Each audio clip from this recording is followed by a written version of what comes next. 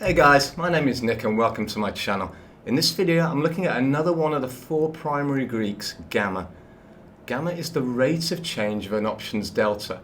Now don't worry for now, I'll explain this all in more detail shortly, but it is important that you have a solid understanding of what delta is first, or little of this tutorial will actually make any sense. I've included a link somewhere up there to a video covering the topic of delta, and look, I'd advise you to watch that first if you're not clear on what delta actually is. With that said, enjoy the video, be sure to smash the like button and subscribe to the channel, it helps me out a ton. Okay, let me share my screen and we'll get into it. Enjoy guys, cheers.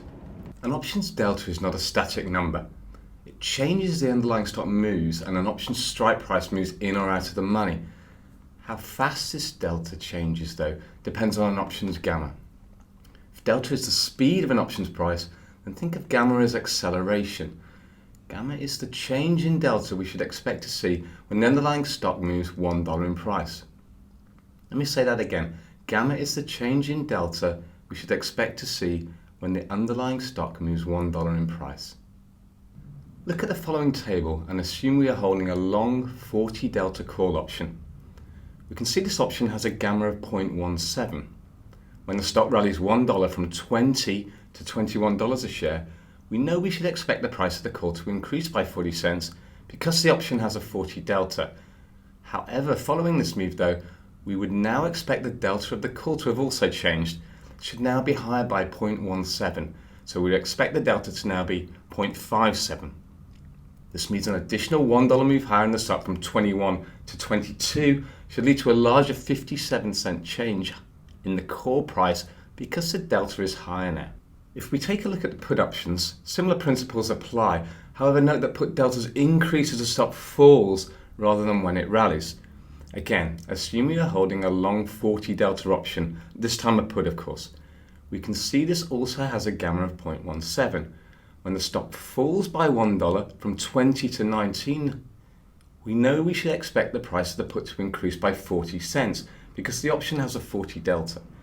However, following this move though, we should now expect the delta of the put to have also changed. It should now be higher by 0.17.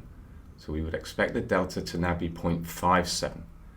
This means an additional $1 move lower in the stock from 19 to 18 should lead to a larger 57-cent move higher in the put price because the delta is higher now. Gamma is highest for strikes that are close to the current stock price, or what is termed at the money. Gamma also increases as the time to expiration falls. Let me use a very simple model with just two outcomes to explain why this is. Consider a stock trading at $100. We're currently holding a $100 call.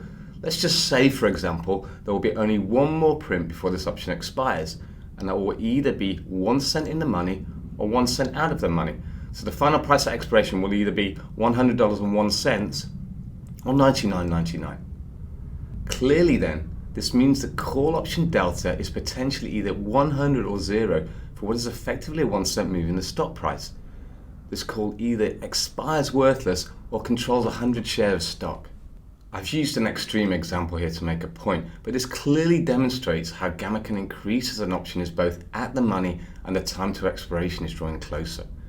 This is something that short-dated option sellers particularly need to be aware of. This gamma risk can lead to significant volatility and swings in profit and loss due to the rapid changes that occur in short-dated option position deltas. It's possible to mitigate this risk by closing or managing positions early before the last week prior to expiration. So, in summary then, gamma tells us how much we should expect an option's delta to change when the underlying stock moves $1 in price. Gamma is higher for options that are close to the current stock price or at the money. Gamma is higher for shorter dated options.